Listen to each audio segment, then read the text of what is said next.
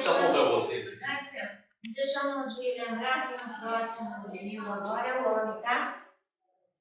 A palestra sábado da nossa querida Elvira. Sábado é a palestra. A luz do bem volta para vocês? Não?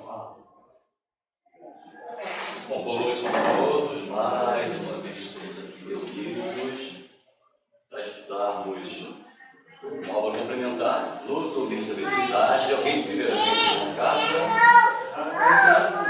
Não, né? Outra não. São frequentadores, habituês. Né? Então vamos lá. Não devemos deixar de divulgar, né, as atividades da casa. O próximo sábado agora, dia 20 de julho, às 19 horas, nossa querida companheira Elvira. Pode levantar, Elvira, por favor, ninguém te conhece. Sim, Elvira, nossa próxima expositora, trazendo um tema muito interessante, totalmente contemporâneo.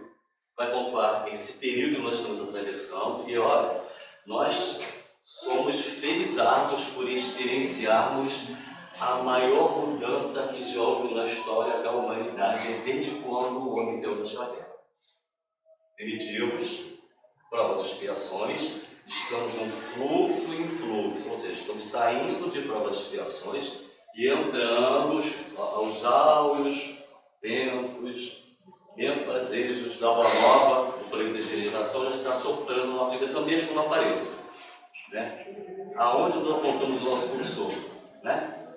Que é ruim, que está oferecendo, que não tem mais sustentação, que foi construído em falsas bases, ou para aquilo que está sendo construído e quase ninguém vê. Estamos entrando na era do sexto sentido. Quando nós abstrairmos os 5 sentidos e entrarmos no mundo mental e conectarmos através do amor, com o que é de mais sutil e mais concreto do plano espiritual, já estaremos vivendo no futuro ainda no presente. Semana passada, o nosso companheiro, antes disso, então divulgamos a próxima palestra, que é o terceiro atendimento médico espiritual, que será domingo, no dia 21, inicia às 8 horas. Os trabalhadores financeiro e pouco mais cedo estavam finalizando a montagem da estrutura operacional, né? Dependendo dos seres humanos, de mãos, boa vontade. Todo o trabalho é estritamente voluntário, é doação, é caridade, é o amor em ação. Entendi porque botaram mais ali, tipo, tem o sinal de igual, né? Amor mais ação igual a quê? Então a gente vai entender um pouquinho. Amor em ação, que é a nossa campanha anual. Nós estamos em julho, já finalizando a segunda parte, daqui a 2 semanas termina o mês, e ainda está em voga a campanha do agasalho e da roupa de cama toalha por conta do inteiro. Bastante rigoroso. Então, quem tiver aquele casaquinho em casa, está velhinho, mas está com ainda, está limpinho, poxa, tudo vai, né? O irmão nosso está precisando, a gente não sabe quem vai, não importa saber quem vai, importa que sabemos que alguém será aquecido por aquele casaquinho, pelo doutor, pelo meio. E aí, em julho, agora, no final do mês, termina a segunda etapa. Iniciou em julho, vai ter julho, que é a campanha do agasalho, e a partir de agosto, a campanha do Natal vai até dezembro. Brinquedos, roupa de cama, se vocês estiverem em casa, usado, lá guardadinho no canto, a gente até esquece que tem, né? Vamos fazer uma limpeza lá, mais um guarda-roupa, fazer uma faxina, isso que a gente pode doar. Vai ficar a casa, conseguir a casa vai chegar aqui de direito, que a gente precisa. E ó, é um dos melhores exercícios que agrada uma vez, tá? Ao próximo. Não importa quem seja, a gente tem que receber. Então, vamos lá. Seguindo o nosso estudo, hoje nós vamos finalizar o capítulo 20, parte final, mediunidade e oração. É um estudo sistematizado da obra da André Luiz, ditada Chico Xavier, dos domínios da mediunidade.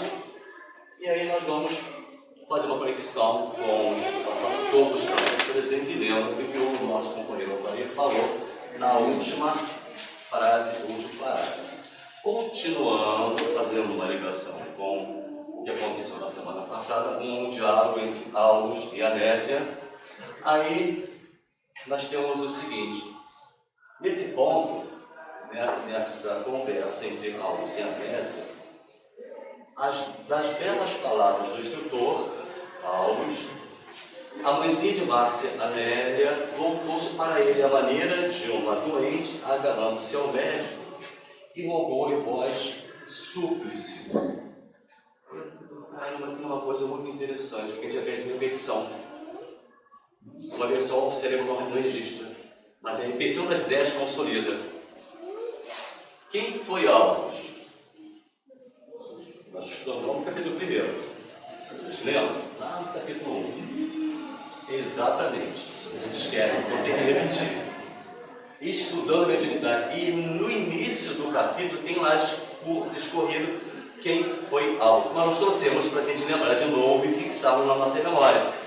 Vamos lá. Aqui nós temos o capítulo 3. A Alves já foi apresentada a todos nós através da leitura. E nós estudamos a imagem mediúnica exatamente um ano atrás, entre julho e agosto do ano passado. E nós trouxemos as imagens que foi resgate. E só nós temos ideia que está o nosso querido Alves, André Luiz, um psicoscópio, lembra do psicoscópio? Quem estava aqui naquela época? Celina, uma excelente médium, Anélia Araújo, um jovem rapaz bom médium também, Eugênia, que era outra médium muito boa, Antônio Castro, Ruiz, Raul Silva, que era o dirigente encarnado, e o nosso companheiro Paulo.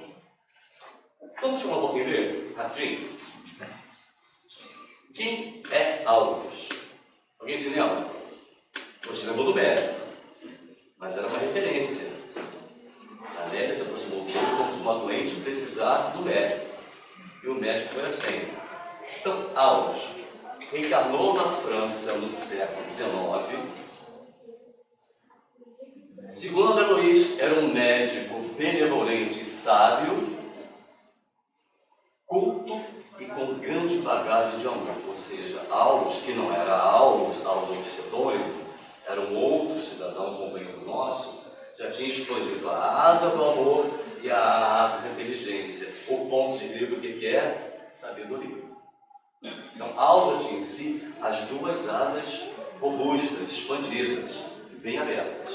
Isso quando ele reencarnou. Imagina agora na espiritualidade.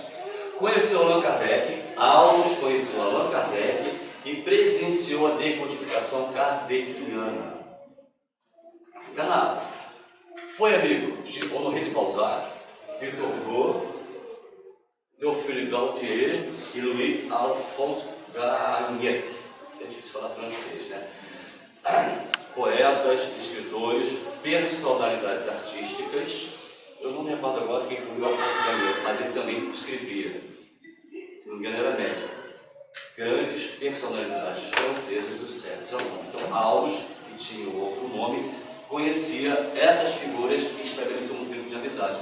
Tanto que estudou o magnetismo animal através das descobertas de Franz Anton Mesmer. Lembram? Mesmer. Descritas em seu livro intitulado Relato sobre a Descoberta do Magnetismo Animal, lançado em 1779. O Mesmer é o pai, o descobridor do magnetismo animal, e nós estamos aqui no passe magnético. Por isso a importância sine qua non do silêncio, da prece, do pensamento elevado, porque durante o magnetismo, que é o passe magnético, os espíritos amparadores que auxiliam os médiuns passistas estão lá concentrados. Um pensamento divergente na panela de feijão na novela afeta diretamente lá dentro. A importância da sutileza dos nossos pensamentos.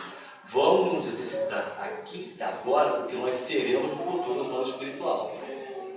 Olha a oportunidade que a gente está tendo. A gente fica assim, apaga a luz, vamos lá sair. Gente, não pode esperar 10 minutos para depois que a casa fecha. Lá fora, não, mas tem que ficar naquela hora, apaga a luz. Aí começa o visozinho. Nós estamos provocando um desserviço para os médiuns passistas, para os espíritos amparadores e, sobretudo, para os receptores. A importância do silêncio, principalmente mental, durante o passe magnético. E aí, Mesmer conhece Alves, ou Alves conhece Mesmer, no ano em que Mesmer lança o seu livro, em 1779. E nós trouxemos um convidado, que daqui a pouquinho está aparecendo para nós aqui, chamado Sérgio Vilar, sobrinho do médium João Nunes Maia, e nós trouxemos esse livrinho, que por acaso ele está aqui, quem ainda não leu, sugerimos fortemente, leiam, porque aqui tem história de João Evangelista, que acompanhou Maria de Nazaré, da Palestina até Éfesos, e lá ficaram os últimos anos, e foi nesse local que Maria de Magdala caminhou 2.000 quilômetros da Palestina até esse local aqui, para ver pela última vez Maria de Nazaré. Durante 3 dias compareceu e no quarto dia desencarnou. Quem veio buscar Maria Madalena? Se eu dizimasse. Jesus. A 12ª apóstola. Está lá na Santa Ceia de Miguelândia. E aí, quem tiver interesse aqui, é um livro que dá para ler umas 10, 15 vezes e não se cansa. E aí nós convidamos então o Sérgio para dar uma palavra para a gente. Mas assim, Sérgio, me diz uma coisa. O que você fazia antes de você conhecer a história de João Muniz Maia, seu tio? Você trabalhava com pomadas, mas aí vem o desdobramento desse processo da produção das pomadas, que ainda não era de Gogopedo, está lá no Javari anterior, lá em cima, tá vendo? E todo mundo conhece, não conhece a companhia de Gogopedo? Todos conhecem? Não. Não, né? Então vamos conhecer, inclusive, a descoberta da forma. Por favor, nosso querido Sérgio, pode dar uma palavrinha para a gente? Falei muitos anos nessas pomadas. Eu me lembro que vi uma história do tio Nunes, que recebeu a fórmula em Betim. Ele estava no leprosário, vendo toda aquela dor. No final ele fez uma palestra e um espírito pediu a ele que pegasse um papel e um lápis e queria ditar uma receita. Procuraram um papel, não acharam. Era costume do tio Nunes levar lanche para os leprosos se alimentarem depois da palestra que ele fazia. Ele arrancou um pedaço daquele papel e anotou aquela receita, que era uma fórmula. E no final, o tio Nunes pergunta quem que poderia assinar a obra, onde é que chamaria pomada. E ele põe então pomada e o vovô Pedro. O tio Nunes começa a fazer essa receita em casa, numa panela de pressão, até que um belo dia foi visitar o nosso querido e amado Francisco Cândido Xavier. O Chico sabia que ele estava de mão da receita.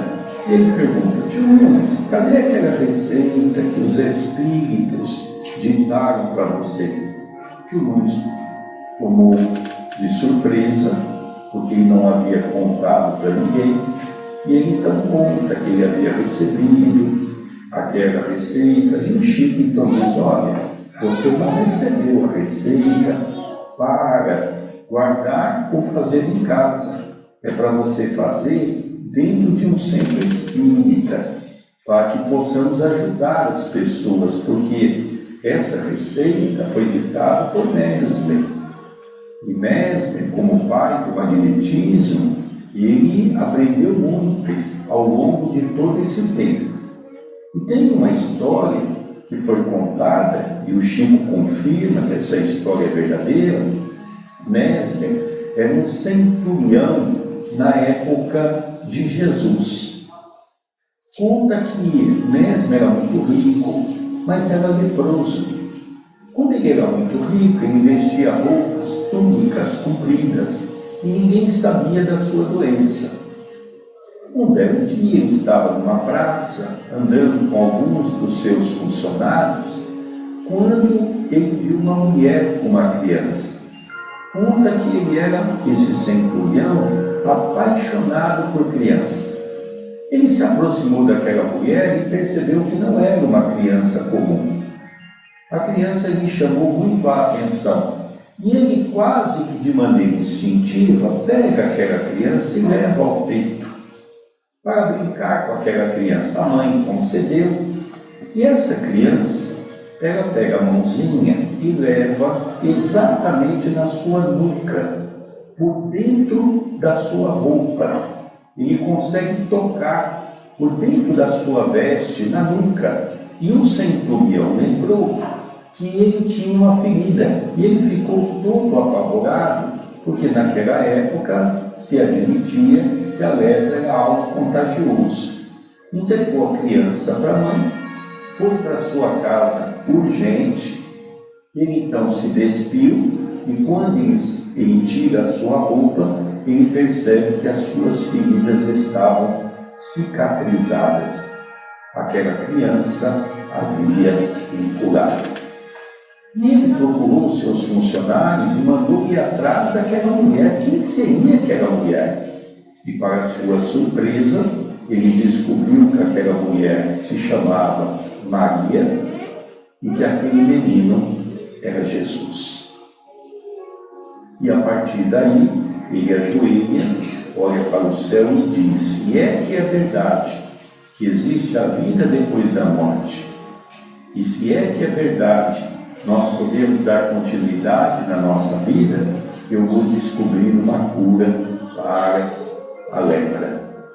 Então ele reencarna, estudando várias existências da natureza, como Mesmer, trabalhando o magnetismo animal, e ele então pediu dessa forma para Tchulun. Isso é uma história muito bonita. Então nós estamos vendo que Aulos teve a companhia e conheceu esses grandes grupos. Lógico que Aulos fazia parte dessa turma e estudava profundamente as leis da natureza.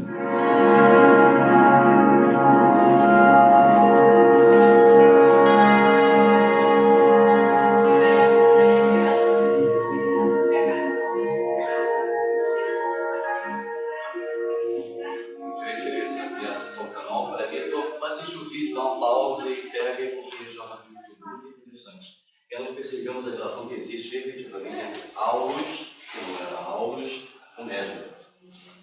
Ambos pesquisaram muito e a fundo todas as propriedades que a natureza podia nos proporcionar em termos de elementos curativos, balsamizantes e curativos, até chegar ao magnetismo europeu. Eu não viajo para que nós entendêssemos e contextualizássemos algo dentro de uma linha de tempo cronológica e quem ele conheceu na época que esteve aqui da última vez encarnado. Seguindo. Desencarnou na França no dia 5 de março de 1815, e continuou com seus estudos sobre mediunidade no plano espiritual.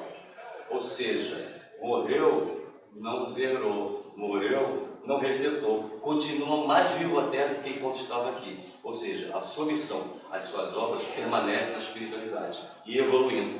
Para que na próxima encarnação volte com mais conhecimento científico, artístico, político, seja qual for, para avançar ainda mais a sociedade humana. Na espiritualidade, Aulos foi convidado na época da psicografia de luz do livro da mediunidade, o Chico Xavier, realmente, psicografado, para ver a Terra em Vera Cruz, aqui no Brasil. Olha o convite que Aulos recebeu, a fim de ajudar na implantação da compreensão do conhecimento acerca da mediunidade no espiritismo e na dilatação dos grupos espíritas. Aqui no capítulo 1, nós já citamos, estudando mediunidade. Quem tiver interesse em entender esse capítulo cristão novamente, é só ir lá, no domínio da mediunidade. Seguinte, agora voltamos ao texto. E aí, falando nesse ponto das belas palavras estrutural, a mãezinha de Márcia, Lésia, voltou-se para ele a maneira de uma doente, agarrando ao médico. O médico foi assim achar para nós dissecarmos um pouquinho sobre a história de Aulos.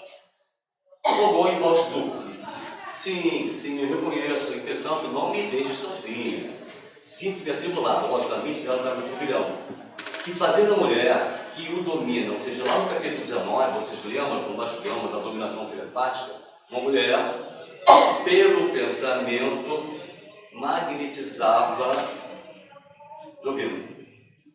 E nós somos ignorantes ainda, porque nós não conseguimos entender a capacidade, o atributo, o poder que o pensamento nosso tem. Queiramos ou não, é uma prerrogativa divina.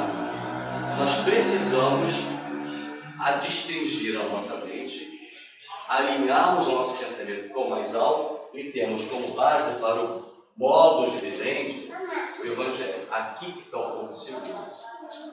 E é aqui que se transforma. Mas nós precisamos de transformação do homem médio para o homem. A oportunidade vai ser mudada. Depois que chegamos ao plano espiritual, que a nossa consciência dizer, poxa, você teve a oportunidade e você não estudou. Não sei se vai pensar.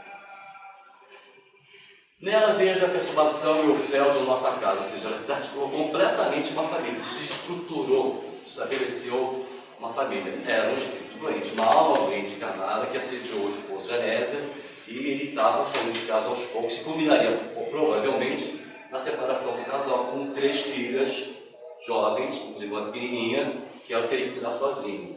Mas aí a coisa se desdobra. Olha que interessante. Assemelha-se ao espírito diabólico, fascinando, destruindo, obsediando. Encarnado, obsediando e encarnado. Possível, como, se não me engano, foi alguém que falou. Ou Luiz Antônio, ao anterior. Não se refere a ela assim, com palavras amargas, porque a palavra tem força e atinge, o pensamento tem força e atinge e atrai. A gente emite e a gente recebe. Não adianta dizer que não existe o que existe, gente. Estamos entrando no 3º milênio. Tem gente que não consegue alcançar essa habilidade. Já existe, ó, desde as cavernas, 30, 40, 50 minutos para trás.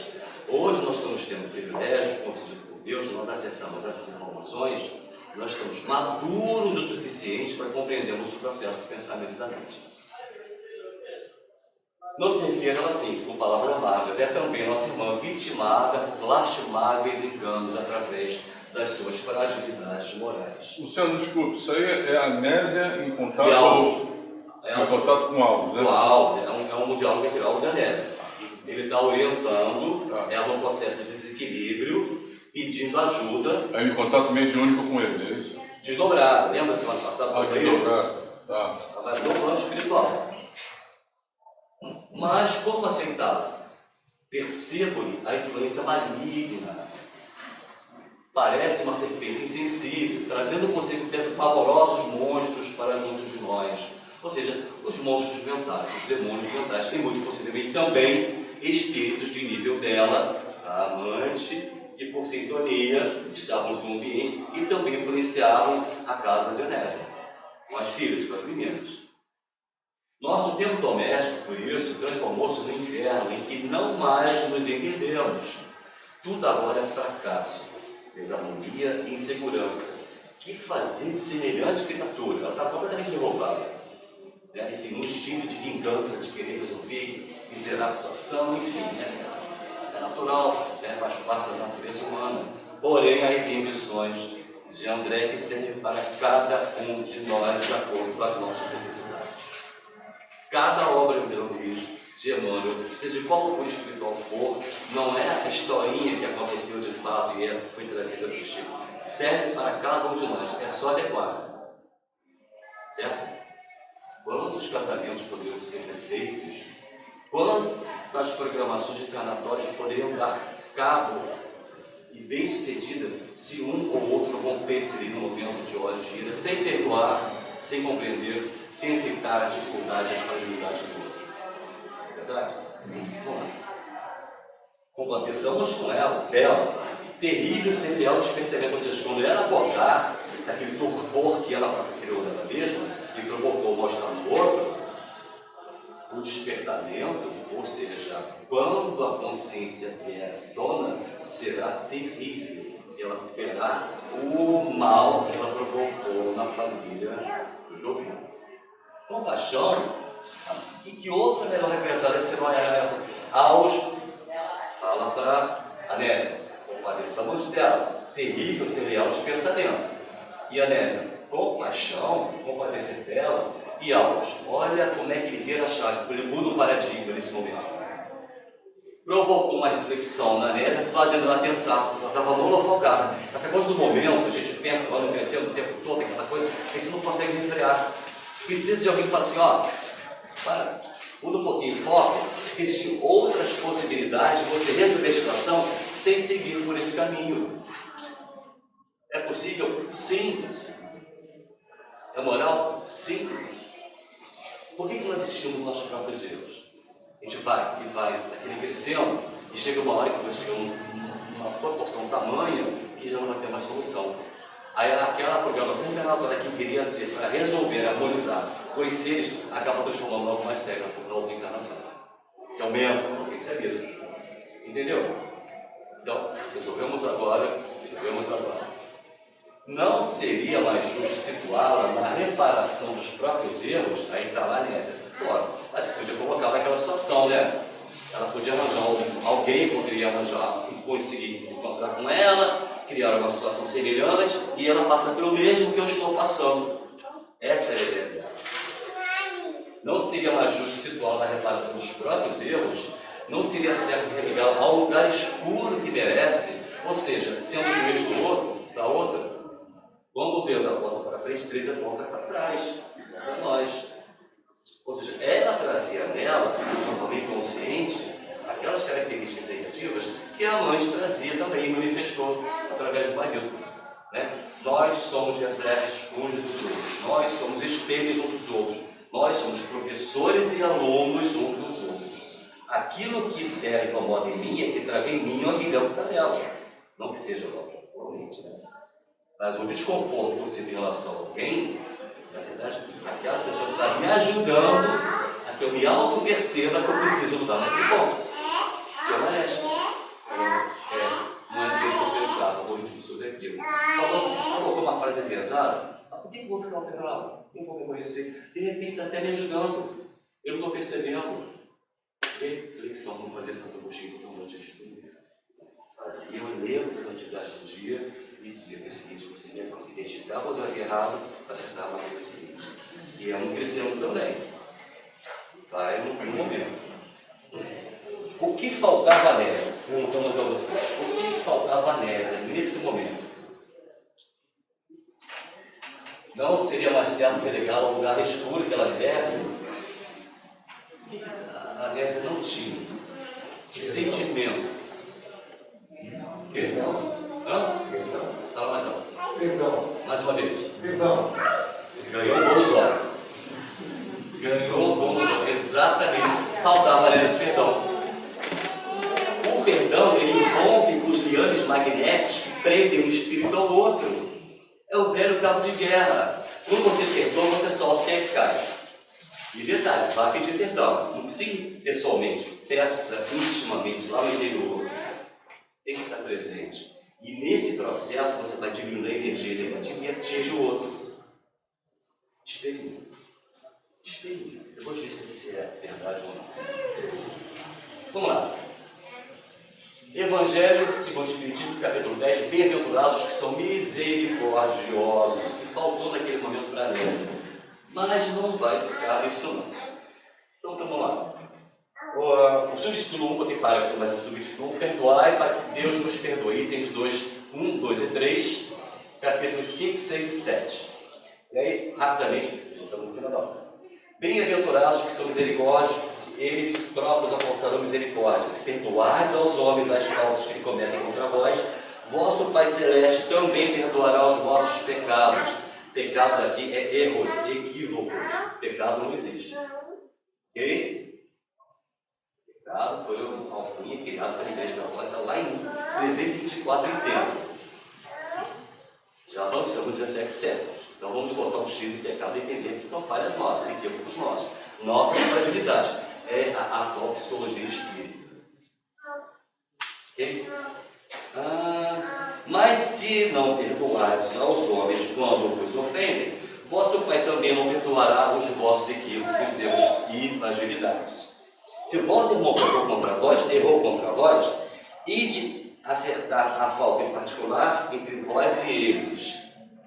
Mas às vezes o outro é tão tinhoso que se olha para a gente capaz de dar um tabefe, né? O outro ser um pouco mais agressivo. Faça o trabalho interior, o trabalho íntimo. Dentro. Eu te perdoo, porque eu também errei com você. E vai diminuindo, porque essa energia, gente, ela tem uma potência enorme. Não adianta dizer que não existe, porque existe, quer queira ou quer não. Eu hoje estou falando isso para algumas pessoas que não alcançam. Mas daqui a 50 anos vai ser um lugar comum. Vai ter obra espírita falando sobre isso. Então, não é? Ok. Infeliz daquele que diz, nunca perdoarei. Este, se não for condenado pelos homens, certamente será por Deus. Com o direito pedirá o perdão, Com que direito que o pedirá perdão das suas próprias faltas, se ele próprio não perdoa os outros? Quando diz para perdoarmos ao nosso irmão, não 7 vezes, mas 70 vezes, Jesus nos ensina que a misericórdia não deve ter limites. E aí, reconciliar-se com seus inimigos. Não bom. Reconciliai-vos o mais cedo possível com o vosso adversário, enquanto estiveres a caminho com ele, para que não se suceda, que o vosso adversário vos entregue ao juiz, que o juiz vos leve ao ministro da Justiça e que sejais mandado para a prisão. Claro que é uma alegoria. Né? Eu vos digo a verdade, não sairá de lá enquanto não houveres pago o teu último sentido. Na verdade, lá é o nosso campo mental, o juiz é a nossa consciência. Não precisamos chegar ao julgamento final. Se nós fizermos uma análise diária, identificamos em nós o homem velho, que é aquele que é o combativo, que é o belicoso, que busca, através da reatividade, acertar os ponteiros, é essa transformação, é virada de chave, o paradigma que a gente deve mudar em nós. É difícil? Um pouquinho. É impossível? Não. É que nós temos uma frase curtinha, muito embora Jesus tenha nos ensinado que a verdadeira justiça é de Deus, em inúmeras situações nos comportamos como juízes implacáveis do outro, da causa alheia. Assim, avaliamos os fatos e principalmente as pessoas pela nossa ótica, através da nossa régua. Estamos errados se usamos isso. E principalmente as pessoas, podemos rotulá-los como certos ou errados, bons ou maus, simpáticos ou antipáticos, valorizando-os ou desconsiderando-os, em conformidade com os conteúdos morais que nós construímos em nós, encarnações passadas, que hoje é o que está pavimentado em nós e serve como referência para julgarmos ou não. Dúvida? Valorizamos ou desconsideramos, em conformidade com o nosso conteúdo moral, daí a transformação do homem velho para o homem novo, emocional e intelectual, e consciente ou inconscientemente carregamos. Nós vamos fazer um trabalho em agosto, vou voltar rapidinho, em agosto sobre o inconsciente. Quem gosta de ter os seus neurônios fritos, podem ir. Só quebrar uns paradigmas aqui, baseado no livro dos Espíritos. Seguindo, já. A aula então, porém, tomou-lhe a destra inquieta, ou seja, a mão direita inquieta, esclareceu. Porque ela estava agoniada, ela estava preocupada, queria uma solução, estava ali em efervescência mental, psicológica, emocional. Abstenhamos-nos de divulgar. Consoante a lição do mestre que hoje abraçamos, o amor deve ser a única atitude para com os adversários, porque o amor nos conecta com Deus. Ele não fica só na esfera literária, ele não existe só nos rostos da televisão, nem nos filmes seriados. O amor é uma energia, uma emoção tão poderosa, nos aproximamos do nosso Criador. E se nós permitirmos que haja através de nós, ele, são os nossos amigos espirituais, os nossos afins, nós teremos uma vida mais leve, mais bem francesa, mais fraterna, mais cristã. A vingança, Nésia, é a alma da magia negra. E pelo pensamento a gente produz magia negra assim, tá? Olha o cursor, para a gente vai colocar o nosso cursor. No bem ou no mal? Mal por mal significa o eclipse da absoluta razão. E sob o critério da sombra, que poderíamos aguardar, senão a cegueira e a morte do espírito. Por mais aflitiva que seja a lembrança dessa mulher, recorde em suas preces, em suas meditações, por uma irmã necessitada de nossa assistência fraterna. Daí a gente fala, não é fundamental que procuremos a pessoa. Intimamente entramos em reconciliação com os nossos afetos, porque a partir daqui a gente vai manifestar lá no exterior. Ainda nós readquirimos nossa memória integral do passado. E olha que estão em necessidade, hein? Poderiam, mas não foi permitido. Mesmo lá, não é permitido que nós acessemos existências anteriores aleatoriamente, salvo em extrema necessidade. certo? Eles não têm permissão. Imagine nós. E nem sabemos o que nos ocorrerá no futuro, porque Deus também não permite. São em raros casos. Convertidos, os profetas, os médicos prescientes, se permitido for a eles têm um dito no futuro. Ok? Tempo e espaço não existe, no plano espiritual, então há essa possibilidade. Quem terá sido ela do pretérito? Não ter sido traída por Anésia? Alguém que ajudamos ou ferimos? Quem será para nós ouvir? Quem será a Anésia e a mulher no futuro? Se continuar sendo inimigas? Ou não? Nossa mãe ou nossa filha, geralmente nós reencarnamos no mesmo clã familiar. Geralmente nós reencarnamos no mesmo núcleo familiar. Só muda a configuração biológica. Não condene. O ódio é como um incêndio que tudo consome, mas o amor sabe como apagar o fogo e reconstruir. O amor cobre a multidão de pecados, né, Ju? Segundo a lei, o bem neutraliza o mal e se transforma por fim em servidor do próprio bem. Existem casos de obsessores, vamos trocar aqui por credores, que de tanto perceber que o perseguido ou devedor se transformou, ele, por exemplo, é arrastado para ser igual ao primeiro. Ou seja, deixa de ser um obsessor para ser um mentor, para ser um espírito amigo que vai ajudar aquele que ele perseguia antes. Veja o caso do Máscara de Ferro e de Valdo Franco, quem ainda não conhece, pesquisa. Ainda que tudo pareça conspirar para a felicidade, ame e ajude sempre, porque o tempo se incumbirá de expulsar as trevas que nos visitam à medida que nos aumente o mérito moral pelo esforço próprio. Anésia, assemelhando-se a uma criança resignada, pousou no fitou os olhos límpidos, ou seja, olhou para ele com aquele olhar cândido, como a prometer-lhe obediência e aos afagando. Olha o carinho, gente, uma coisa mais bonita. Recomendo. Volte ao lar e use a humildade e o perdão, o trabalho e a prece, a bondade e o silêncio, na defesa de sua segurança espiritual. E amigos, essa exortação, esse conselho de Anésia, não é só para ela, serve para cada um de nós. O exemplo vivo é uma lição que ela nos deu. A mãezinha enferma e as filhinhas reclamam-lhe o aborto, tanto quanto o nosso jovem que voltará arrependido, porque ela exercitou o perdão, mais experiente ao refúgio do seu coração. Anésia ergueu a cabeça para o firmamento, ela falou espiritual desdobrado, constelado de luz, pronunciando uma oração de louvor, e em seguida tornou a casa, tornou ao corpo físico.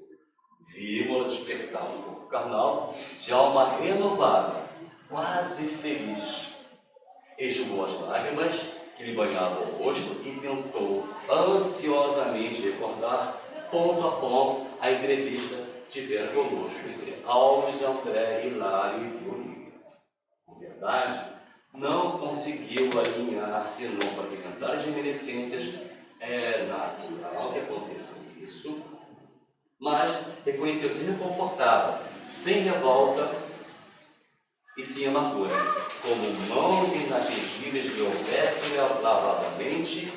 Foi a conversa que teve com Deus, conferindo a compreensão mais clara da vida. Quando nós estamos com algum problema muito sério para resolver, a gente faz uma prece profunda e fervorosa, com certeza nós nos deslocamos no nosso corpo espiritual e vamos estar com os nossos mentores. Há um diálogo, e muitas das vezes não lembra. E quando a gente volta, nossa, parece que eu estou pensando de uma forma diferente, estou sentindo de uma maneira diferente, mais leve, mais clara, mais lúcida. É esse contato que a gente tem com o plano espiritual, não é outra coisa. Recordou o Jovino e a mulher que o hipnotizava, lá no capítulo 19, compadecidamente, como pessoas alises de intolerância e piedade. Nesse ponto, a Anésia havia perdoado. Hipnotizador. A gente da história familiar. profundo entendimento que eu estava ali agora no espírito. A compreensão da irmã superava o desequilíbrio da mulher. Ela passou a entender que a outra era irmã de caminhada, graças ao diálogo com Álvares. E pensava, que lhe adiantaria a revolta, o desânimo, quando lhe competia a defesa do lar? Ou seja, ela não ia se entregar àquele sentimento negativo, abandonando a casa, as crianças, as filhas e lá, por conta de uma situação realmente muito desagradável. E foi quando o Álvaro falou para ela: volta para casa, vai descansar, reveja seus conceitos, reavalize os sentimentos.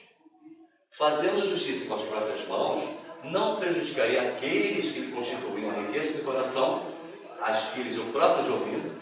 Em qualquer parte, o escândalo é a ruína da felicidade. Ai daquele que o provocar.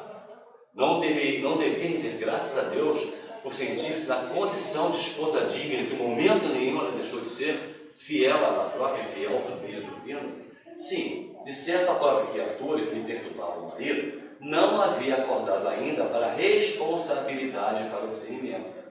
Necessitava, pois, daí ser um espírito doente, uma alma doente, fragilizada, de compaixão e de amparo, ao invés de crítica e azedume, que são flechas que atingem a pessoa.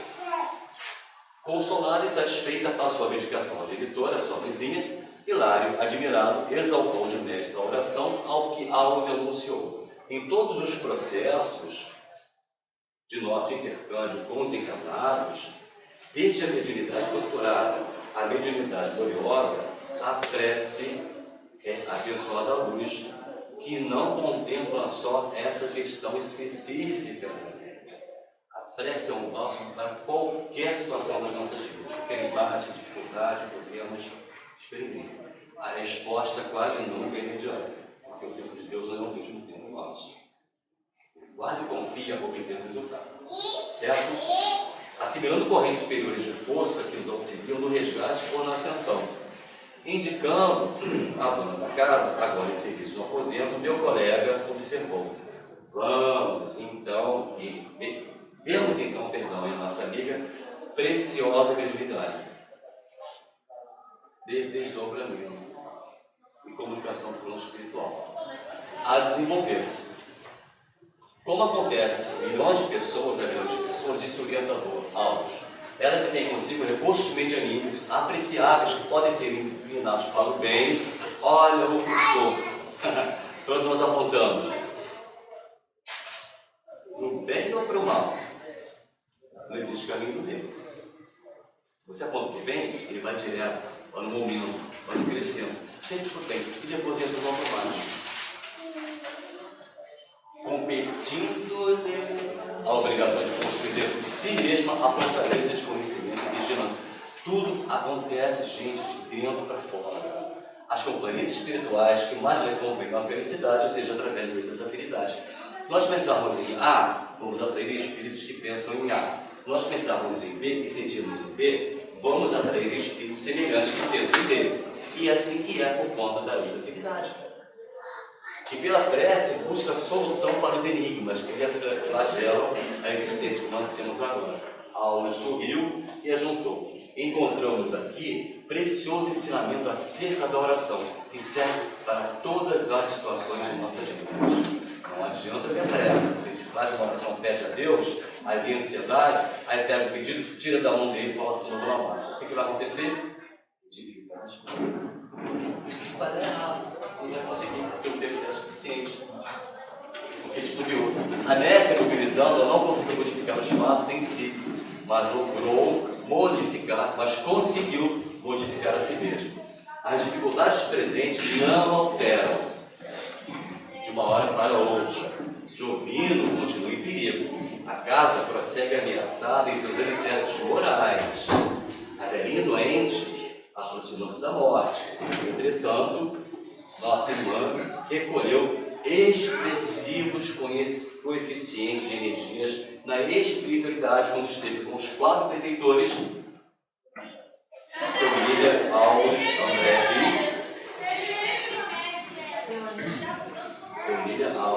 e nesse encontro, lá em cima, ela absorveu essas energias já desdobrada enquanto espírito Quando chegou ao corpo físico, ela trouxe esses austos luminosos para o espiritual. Acontece com cada um de nós, desde que nós façamos uma oração profunda e sentida. Para aceitar as provações que lhe cabem, vencendo-as com paciência e valor. E o espírito transformado naturalmente transforma as situações. Aí que está a transformação de dentro para fora. Mudamos aqui, paulatinamente mudamos o nosso exterior. Onde é que nós estamos? Assim, encontramos aqui precioso ensinamento acerca da oração. Até passamos um pouquinho de tempo. A Nésia, mobilizando através da oração e a oração, não conseguia modificar os fatos em si. Mas, já vimos isso, né? Mas conseguiu modificar a si mesmo. Ouvindo contínuos perigos, a casa prossegue ameaçar seus alicerces, né? Morais, a velhinha doente aproxima-se da morte, 5 será o capítulo seguinte, o 21. Entretanto, nossa irmã recolheu expressivo coeficiente de energias para aceitar as provações que lhe cabem. Então, infeliz da vida, vencendo-as com paciência e valor. Em um espírito transformado, a transformação do homem velho para o homem novo naturalmente transforma a situação.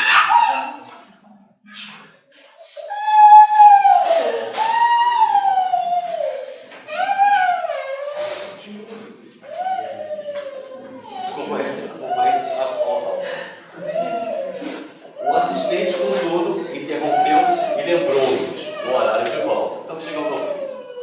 Por solicitação de Teonilha, examinou a senhora doente e concluiu que a desencarnação de Dona Elisa estava próxima. Externiu o desejo de analisar o corpo orgânico, ou seja, o corpo biológico, o corpo físico. Todavia, o instrutor recordou-nos a hora do sábado e prometeu voltar conosco, logo depois, em tarefa de assistência do desenlace, a velhinha na próxima vida ou vida daquele ambiente familiar. E nós trouxemos uma frase de Madre Teresa de Calcutá, que diz o seguinte: se você julga as pessoas, você não tem tempo de amá-las. E é verdade. E na semana que vem, Rosana iniciará o capítulo 21, que vai falar sobre mediunidade do leito de morte. Ou seja, já é o desenlace da senhora Elisa. Não perca os próximos capítulos. Tá? E para finalizarmos, nós trouxemos de volta e temos que destacar a festa da nossa companheira Eloqueira semana que vem. Aliás, sábado agora, dia 20, 19 horas, Centro Espírita da Liberdade, o futuro espiritual do orbe terrestre. E aí, reforçando a nossa campanha bimestral, estamos chegando no final agora da segunda parte do agasalho, e não podemos nos esquecer que em julho de 1859 foi lançado, que é o Espiritismo completando agora, nesse mês, 165 anos de lançamento. É a obra primária, basilar, na nossa opinião, antecede o Pentateuco. Já me perguntaram várias vezes, Luciano, qual o livro que você indica para iniciar o estudo da doutrina dos Espíritos? Leia o que é o Espiritismo.